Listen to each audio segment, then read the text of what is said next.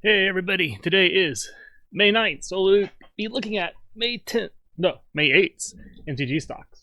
So, as we can kind of see here, we have a lot of Final Fortunes that had an increase, and quite a other few increases actually. What's interesting is that there isn't like a ton of Ikoria stuff, and I guess Ikoria is now getting to the point where since it'll be released, I believe it'll be next week, we are getting to the point where prices have kind of settled down generally, and I guess other things are increasing. And it's kind of surprising things are increasing, but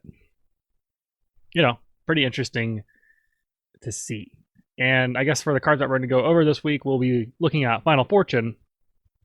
Only one of them because they're all kind of the same, and then we'll be looking at Echo of Eons. So for our first card, we have Final Fortune. Final Fortune went from $2.16 to $10, and this seems a little bit skewed. Some are, like $2.50 right now still, and some are like $5 and some are $6. The Mirage Edition, which is the one that went up the highest, that one I tried looking on TCG Player and stuff, and I didn't really see any that were for $10. But regardless, let's go and look at what it does here. Final Fortune cost red. It's an instant, and take an extra turn after this one. At the beginning of that turn's end step, you lose the game. So what this does is, you get an extra turn, but if you don't get to win the game after that turn, you lose the game. I mean, that's pretty much what it says. But why this card is actually good is if you're going for more of a combo deck, you can basically, play this card, get your combo started, the next turn, finish it off. And there's like and I guess for like reasons why this price increased is I kind of looked around. MTG stocks thinks it's like a speculative buy, so someone just bought up a bunch because even there's been 3 reprints technically, but they all have been pretty old reprints and it hasn't been reprinted in a long time. So you can kind of buy up that old, those old cards a little bit easier because if they've been reprinted in the past 5 or 10 years, it's not that bad. Well, yeah, because the 7th edition's pretty old now, I guess. But yeah, that's pretty much probably the reasons. There's just not a ton of quantity. There's quantity, but not a ton. But doesn't really see like a ton of play in many formats. I'm just gonna kind of stick to Commander because that's what I know more. One thing I could think of that's a decent way to go about this is there's Godo. So I don't know how great this is in competitive EDH, but I'm going to go with it for now. So Godo, Bandit Warlord. He is I don't know how high of a tier he is in CEDH, but he is pretty decent from what I've heard, and basically costs 5 colorless. He's a red, legendary creature, human barbarian. And when he enters the battlefield, search your library for an equipment card and put it into the battlefield. If you do, shuffle your library, and then when he attacks the first time each turn, untap it, and all samurai you control after this phase, there's an additional combat phase. So basically the idea here is that, Final Fortune, you want to play that, and maybe Godo, if you can. That's the ideal situation. So the next turn, you'd be able to pull off your combo with Godo, and generally what the combo is that you're going to bring into play something called Helm of the Host. Helm of the Host is it's a legendary artifact and it costs 5 to equip, so that's why you probably want that extra turn, just because if you don't have that extra turn, you're going to have a whole lot of mana. A whole lot more mana. Like 3 more mana, but still, 3 more mana is it's 3 more mana. But anyways, at the beginning of your combat on your turn, create a token that's a copy of equipped creature, except the token isn't legendary. If a equipped creature is legendary, that token gains haste. So the idea here is that with Godo, you tutor out the Helm of the Host, then you equip it to Godo, and then when you go to combat, you create a token with Helm of the Host, and then you attack with your Godos, and then once you do that, then Godo creates an extra combat phase, and all your creatures on tap, and then with Helm of the Host, you create a new instance of Godo, and because that's the first time that instance of Godo attacked, you then get another combat. It's infinite combat bets, basically. That's more or less what it's turning out to be. So So I think that's where Final Fortune can kind of come into play because it basically, since Helm of the Host costs 5 to equip, Final Fortune allows you to have 3 less mana to do it. So if you can get Godo and Final Fortune, then next turn you can kind of just combo out, or I guess on your extra turn, I should say, you can combo out. And if someone stops you, then you're probably going to lose anyways, or it's going to be harder to not lose, I should say. It would, if someone destroys your Helm of the Host or your Godo or whatever, then it's going to be a lot more effort to kind of get that combo off. But anyways, that's one instance you can use that in. I'm not sure if it's the best instance, but I think it's a decent instance. Maybe. Let me know if you each plays. But let's go and get off of that one. Let's go and go to our second card, which is Echo of Eons. So Echo of Eons went from 701 to 1382. And from what I could see, wasn't really a huge reason why. I kind of looked up some decks, and it looks like there is just the past week or so, there's been a few decks that use 4 ofs, and there's been some decks that have been using like 1 ofs, and they've been in the top, maybe first and second places, and etc. So that's the best I got, is that it's just been getting a little bit more popular. But I'm not certain on that. But anyways, what Echo of Eons does is a 4 colorless blue sorcery. Each player shuffles their hand and graveyard into their library, then draw 7 cards. But it has flashback, pay 2 colorless and a blue. You may cast this card from your graveyard for its flashback cost, then exile it. So this card is sort of like Time Twister, which is one of the power 9s and a very, very expensive card. But the main problem is that you have to have it in your graveyard. But if you're running like dredge decks or whatever, it's not that hard to get out, and being able to cast it from your graveyard is pretty good too. So I don't know like the best instance of this. I don't know like a big combo piece or anything like that. But one card I want to kind of highlight here that should be able to get this into your graveyard a little bit easier is Vivian's Arcbow. So Vivian's Arcbow is a 1 colorless green legendary artifact. You can pay X, tap it, and discard a card. So basically, if you really wanted to, you could pay 0, tap it, and discard a card and put your card into the graveyard there. But the other cool part about this card is look at the top X cards of your library, put a creature card with converted mana cost X or less from among them into your battlefield. Put the rest on the bottom of your library in any random order. So if you have 8 mana sitting around, you can pay 5, discard the Echo of Eons, put a creature card that costs 5 or less from the top 5 cards of your deck, and then from there, play Echo of Eons. And that you only want to play that if you're running out of or if you're running out of a deck, you could do that. But it's more for if you're running out of cards in your hand, I believe. I can only assume. So, like I said, not probably the best instance, but I thought it was just kind of an interesting card that you could use with this, and it'd be in Commander. I could see this working decently well, just because it's. I guess you're not really running a graveyard deck, but Vivian's Arcbow I feel is pretty strong in general. Not that strong, but pretty strong. I like it. I like it anyways. It's probably not the best card, but I like it. Anyways, let's go and move on to our commanders of the night. I've been doing a lot of commanders recently. So our commanders of the night is Shabraz the Skyshark and Brallin the Skyshark Rider. And first off, I want to point out here, first off, this is a shark bird, which is amazing. Second off, this is a guy riding a shark bird, and I don't know if you can tell how happy he is, but he is extremely happy about riding a shark. And I would be too, because I mean, that's pretty cool. Why would you not want to be riding a shark? I was checking if I've done this before because it seems familiar, but I've not, luckily.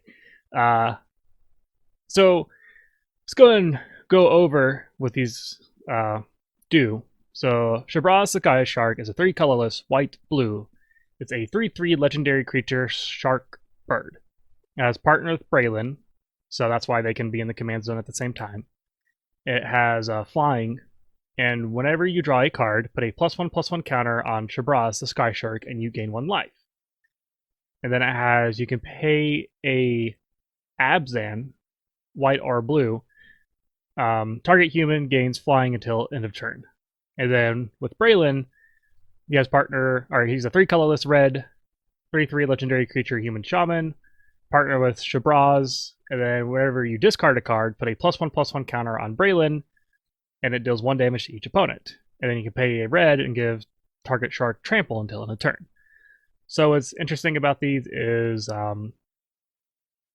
basically you want to draw and discard a bunch of cards, and that's their general theme. And of course, since Brallin is a human and Shabraz is a shark, you can use their activated abilities on each other. So you can give Brallin flying, and you can give Shabraz trample using their respective activated abilities. So what's kind of interesting is, like I said before, you do get the whole kind of wheel thing going on. If you're not really certain what wheel is, wheeling is basically when you draw a bunch of when you discard a bunch of cards and draw a bunch of cards, and you kind of you can make everybody do that generally, but that's kind of the idea of wheeling. So like with Brallin, for instance, if we look at a card called Reforge the Soul, this is a pretty good card for this. So with Reforge the Soul, each player discards his or her hand and draws 7 cards. So with Brallin and Shabraz, what would happen? So if you had 7 cards in your hand, let's say, with Brallin, you'd be able to put 7 +1/+1 counters on him and deal 7 damage to each opponent. So that's 21 damage and making him a 10/10, which is pretty spooky. And with Shabraz, you are making him a 10/10 because you're drawing 10 cards and you're also gaining 7 life. So, that's kind of the idea. I think a lot of people, when they see these two, they're looking specifically at Brallin, because Brallin just has a very good ability here. You're just able to draw or discard cards and do a bunch of damage, and that's definitely probably the primary way to go about this, I would say. What I think is interesting, though, is, and I probably will build a deck on this is to try and go more combat damage, because I feel like that getting those +1/+1 counters is actually really, really good. And if you have them on him anyways, you're going to probably use it that way. But I think it's kind of a neat idea to go that way a little bit more than going for more of a wheel effect. And kind of like one card that's pretty neat with this, and we talked about this before, so I'm not going to go too much into it, but that's the Ooze Olaf. Basically, whenever a creature you control leaves the battlefield, if it had counters on it, put those counters on the Ooze Olaf. At the beginning of combat on your turn, if it has counters on it, you may move all those counters from the Ooze Olaf to that target creature. So if Brallin or Shabraz leaves the battlefield, and let's say they have 7 +1/+1 counters on them, suddenly you can give another creature of yours, or if you give one of the other commanders, those +1/+1 counters. And so, I feel like that's pretty strong. That can be pretty. I think Ooze Olaf is pretty strong in general. But I guess for kind of our, I can't call them random cards. I think I'm going to start calling them synergy cards. So our commander synergy cards. Sure. So our kind of commander synergy card of the night here is called Valiant Changeling. So Valiant Changeling is a 5 colorless white creature shapeshifter. This spell costs 1 less to cast for each creature type among creatures you control. This effect can't reduce the amount of mana the spell costs by more than 5. He's a changeling, so that means what's really cool about this is that okay, hold on. Okay, stop. Before I get ahead of myself. So as changeling, this card is every creature type, and then it has double strike. And it's a 3/3. So when you look at this, you're like, okay, it's 3/3 double strike for potentially just white. What I really like about this, at least in the Brallin and Shabraz deck here, is that so Shabraz is a shark bird, Brallin is a human shaman. So with those two alone, if you have them out, that means that Valiant Changeling's cost is already reduced by 4. And what's another good thing is that if you have other changelings in your deck, since they're all creature types, he basically will only cost white if you have another changeling out. But regardless, having both of your creature or both of your commanders out, making him cost 4 less is pretty nice. The other really cool thing is that if you have that Ooze Olaf that we were talking about before, then it basically makes this guy, if your Brallin dies and you had 5 +1/+1 counters on him, then you can now give your Valiant Changeling 5 +1/+1 counters, and he becomes an 8/8 double strike. And the other really cool thing is that since he is a shapeshifter, Shabraz can target him because he is a human, and you can give him flying. So now he becomes a 8/8 flying double strike. And if you have Brallin out as well, he's also a shark, so now you can give him become a 8/8 double strike flying trample creature. And I think that's just kind of like a really cool interaction that you can do with this, and I think it will be a pretty fun to go more of a combat ready. Now, don't get me wrong, going wheel effects on this deck is still really good because it gives you a lot of +1/+1 counters on both your creatures. But I think I've done decks like that before, and so that's the only reason I'm kind of probably variant out away from wheel deck on this. But wheel decks are pretty fun. It's just if you've done too many, then you'll want to kind of step away from that. Anyways, we are going to go ahead and go to our actual random cards of the night, as always. So our first random card is going to be Festering Newt. Festering Newt is a black, or it costs 1 black. It's a creature salamander. It's a 1/1. And when it dies, target creature an opponent controls gets -1/-1 until end of turn. That creature gets -4/-4 instead if you control a creature named Bogbrew Witch. Alright. So, this is a very specific card. And that's kind of one of the things you have to be careful about on those kind of like really specific cards. In Commander, that'd be hard. But, okay, hold on here. Alright, I looked up the other card, so I guess we should read both here. First off, this card isn't... it's okay. It's just... You can get -1/-1 to a creature. He's an okay blocker. You could probably kill off a 2-drop, maybe a 3-drop. If you sacrifice him off, you get -1/-1 on something. So in a sacrifice deck can be okay. It's not amazing or anything, like I said, but it's an option. So nothing great, but he's cute at least, right? But I guess let's go ahead and look at the other card here, which was the Bogbrew Witch. So Bogbrew Witch is a 3 colorless black. It's a 1/3 creature human wizard. You can pay 2, tap it, search your library for a card named Festering Newt or Bubbling Cauldron, put it onto the battlefield tapped, then shuffle your library. So, the good thing about the Festering Newt is that even though like in Commander, it'd be very hard. I wouldn't probably do this in Commander, but if you for some reason wanted to do this in other things, you could. I don't think it's probably a good idea, but I guess it is a free tutor, sorta. But I guess let's go ahead and look at... I'm just kind of curious about everything now. So it says you could also put Bubbling Cauldron into play. So Bubbling Cauldron, you can pay 1, sacrifice a creature, and you gain 4 life. So if you have Bogbrew Witch and you have Festering Newt, and then, you can bring out Bubbling Cauldron, and then you can sacrifice off your Newt, and then give something -4/-4. And then you also gain 4 life, I guess, with the Bubbling Cauldron. Or you can pay 1, sacrifice a creature named Festering Newt. Okay, so there we go. So Bubbling Cauldron, if you specifically sacrifice Festering Newt, each opponent loses 4 life. You gain life equal to the life lost this way. So actually, in Commander, if somehow you ever got this out, which you probably want to tutor for if you really, really wanted to get this combination off for some reason. But if you did, then you get Bogbrew Witch, then you search for probably Bubbling Cauldron, yeah. Then you get Festering Newt, and then you'd sacrifice off the Festering Newt to the Bubbling Cauldron, and then I guess you'd actually gain 12 life. Everybody loses 4 life, and then a pretty big swing, I guess. I mean, you probably get rid of a creature, so sacrifice off a Newt. You kill off a creature, probably. You deal 12 damage and gain 12 life. It's pretty interesting, and now it sounds kind of fun, actually. It's probably really dumb to do, but if you could pull it off, at least like in Commander, I think it'd be probably too hard, but like in a other deck, it'd probably be okay. Maybe like a casual deck, of course, not a competitive deck. I don't see that working in competitive. But it seems pretty fun. It's kind of fun. I want to put that somewhere. Dang it.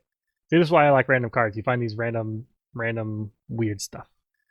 But all right, let's get off of that. So basically, you have a Newt, -4/-4. You have a Witch, can tutor for those things. You have a Cauldron that can sacrifice off your Newt, and then blah blah blah. I guess you want a reanimation deck and bring everything back, or bring your Newt back multiple times and get a lot of value. Sure. Yeah, we'll make a Newt deck someday, I'm sure. Go draw a second card. That was technically 3 cards, but okay, well, we got a token that we're not going to look at. And, oh, we got the, oh, okay. Man, this is, okay, this is Hanware, the Withering Township. It's a legendary creature, Eldrazi Ooze, and it has Trample, Haste. It's a 7/4. And whenever Hanware, the Withering Township attacks, put 2/3/2 colorless Eldrazi horror creature tokens onto the battlefield tapped and attacking. Seems pretty good, but we have more cards to look at here. It's another 3-year apparently. I'm going to try to go through this quickly. So you have Hanware Garrison, which is 2 colorless, red. Whenever this attacks, you put 2/1/1 red human creature tokens into the battlefield tapped and attacking, and has meld with Hanware Battlements. Hanware Battlements is a land that taps for a colorless.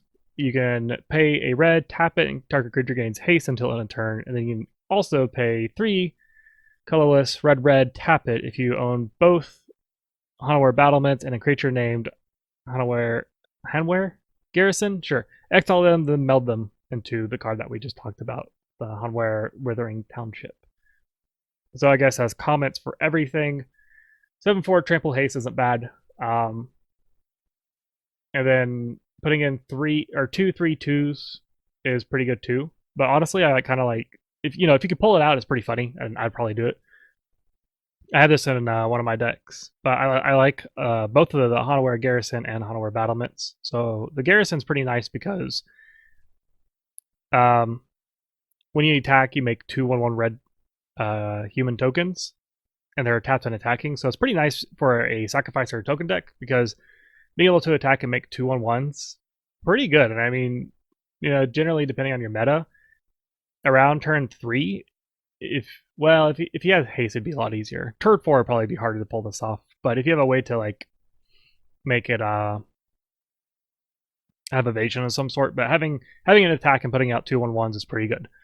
And for a sacrifice deck, you don't even really need much beyond that, because depending on how you use it, you put it out, the next turn you attack with it, then you sacrifice off your 2/1/1s when it attacks.